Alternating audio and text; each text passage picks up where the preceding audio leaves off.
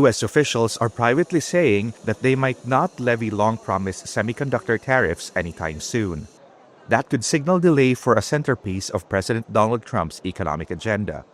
Sources tell Reuters the administration is treading carefully to avoid reigniting a trade war with China, even after Trump promised 100% tariffs on chips back in August. Officials say triple-digit tariffs could still come at any time, but for now, Washington is weighing timing and scope. The White House insists there's been no policy change. Any delay would come as Trump faces voter frustration over high prices, with tariffs on chips potentially pushing up costs for electronics. Meanwhile, the Commerce Department has cleared exports of advanced AI chips to two state-backed Gulf tech firms. The approvals, tied to strict security conditions, cover sales to Saudi Arabia's Humane and the UAE's G42. They will each be allowed to buy the equivalent of 35,000 of NVIDIA's cutting-edge Blackwell chips for massive data center projects. The announcement coincided with a visit to the U.S. by Saudi Arabian Crown Prince Mohammed bin Salman and represents a big show of support by the U.S. in the two countries' AI aspirations. Real investment.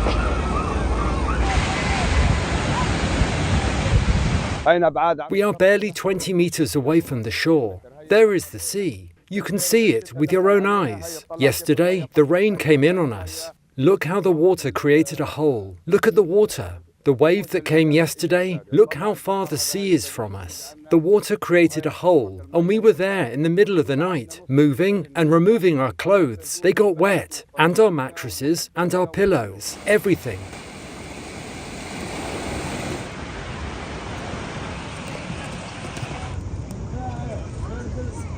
There is no warmth or anything. I have been up since 5 in the morning, and now I'm at my neighbor's place because I want to relax and forget the cold and the things that we are suffering from.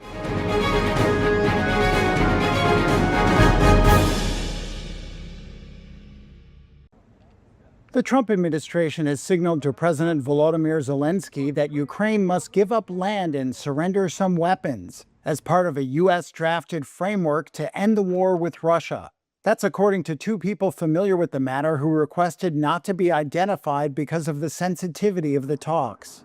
The sources also said the proposals included cutting the size of Ukraine's armed forces, among other things. They added that the U.S. wants Ukraine to accept the main points of the framework.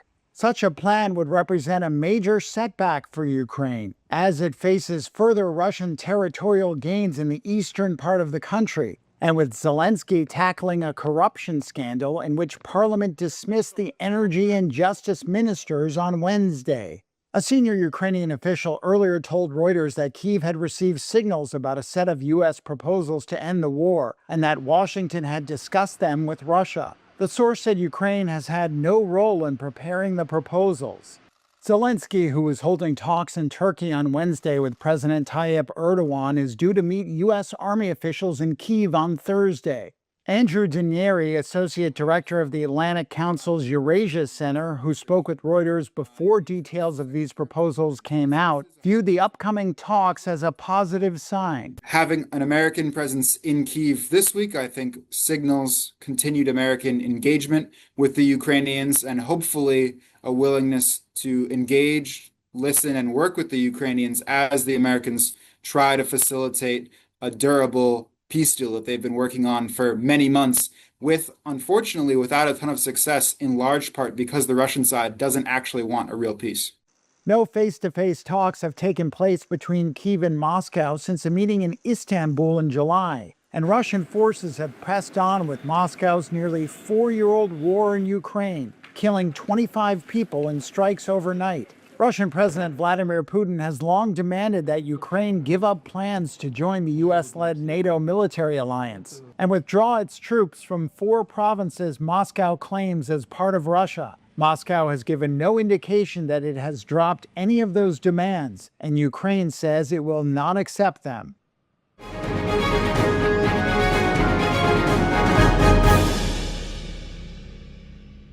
Sounds of construction inside the narrow streets of a historic and dilapidated neighborhood in central Cairo.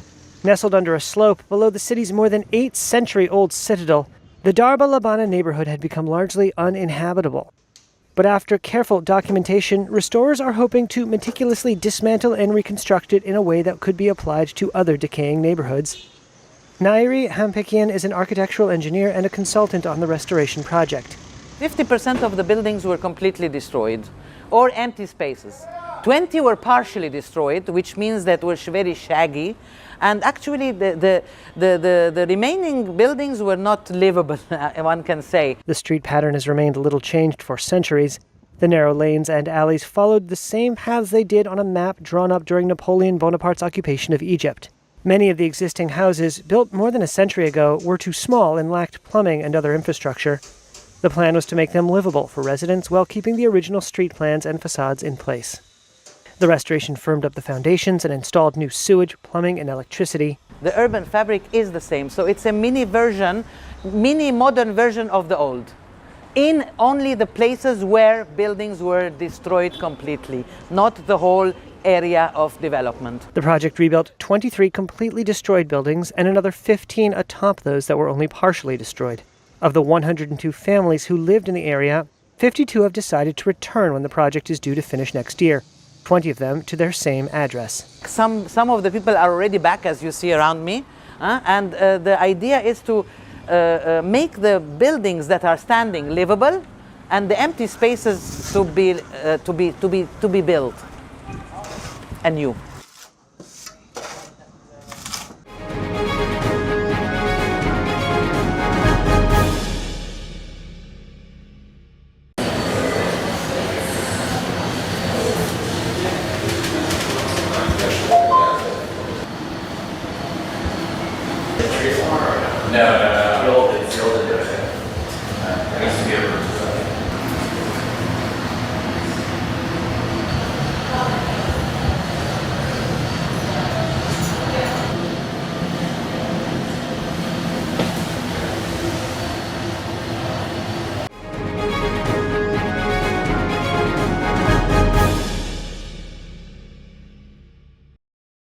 Scientists used one of the world's fastest supercomputers to create an unusually detailed virtual model of the mouse cortex. It's a digital brain showing nearly 10 million neurons and 26 billion synapses. And scientists say that it could transform research for disorders such as Alzheimer's and epilepsy by allowing risky or impossible experiments to be run safely in software. Anton Arkhipov is leading the research effort at the Allen Institute. The model was constructed by integrating very carefully and systematically a large array of data about the cell types, connectivity, and neural activity across the mouse cortex, primarily the Allen Institute data. Secondly, to our knowledge, this is perhaps the largest and one of the most detailed simulations of part of the brain at this scale of the whole mouse cortex with 10 million neurons. The work brings together researchers from the Allen Institute in Seattle, Japan's Riken Center for Computational Science, tech company Fujitsu, and other collaborators who helped run the mouse brain simulations on Japan's Fugaku supercomputer.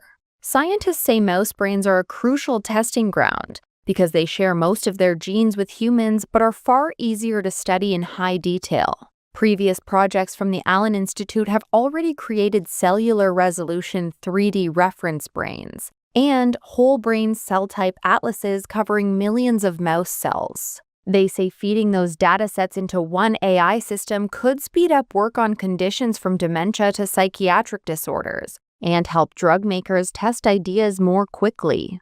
But really the beauty of it is that we are making it publicly available together with the code, and so researchers can decide what questions they want to address, and this is the most beautiful thing, that other people can come up with something that you cannot even imagine, and make some breakthroughs this way.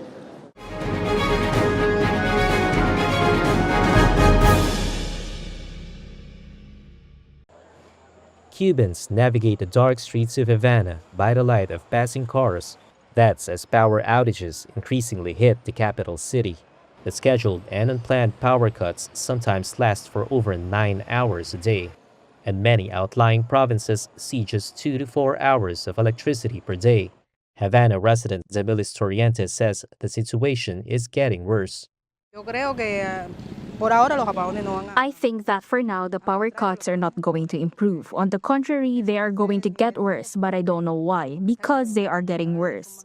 There are more blackouts every day. For example, in my experience, I have to live with electricity because I don't have gas. I live with 1 gas cylinder per month, and sometimes it doesn't last. I have a 1.5-year-old child, and it's very difficult for me to live with this situation. But what can we do? Cuba's government blames the power outages on decrepit infrastructure, damage from Hurricane Melissa, and fuel shortages.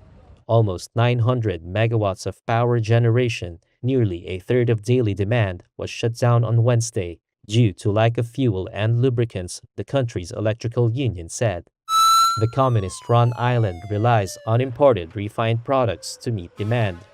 U.S. sanctions and a deep economic crisis have for years made it impossible for the government to buy enough fuel, forcing a growing dependence on allies.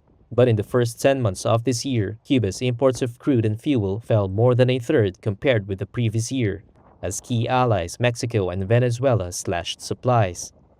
That's according to shipping data and documents seen by Reuters. Cuba's oil imports from Mexico declined to 5,000 barrels per day, a 73% fall from in the same period of 2024. Imports of crude and fuel from Venezuela fell almost 15% over the same period to 27,400 barrels per day, internal documents from Venezuelan state oil company PDVSA showed. Mexico and Venezuela are both dealing with output limitations and do not have much spare capacity to offer to Cuba. Their lower availability, coupled with Cuba's struggles to pay for purchases on the spot market, has put a ceiling on the country's fuel imports. Russia, a supplier that has helped Cuba in past crises, has only sent a couple cargoes of Urals crude this year, in line with last year's supply, the data also showed. PDVSA, Mexico's state oil company Pemex, and the information ministries of Cuba and Venezuela did not reply to requests for comment.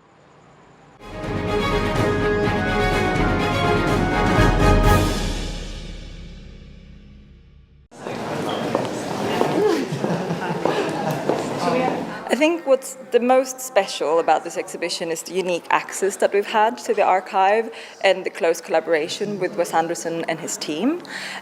We've been really fortunate to be able to speak to so many of his collaborators to really understand the process that goes into making his films, and I think that really comes across in the exhibition. It shows the richness of material and all of the processes behind making a final feature, which of course is for anyone a complex process, but in Wes Anderson's world it's a very detailed and meticulous one.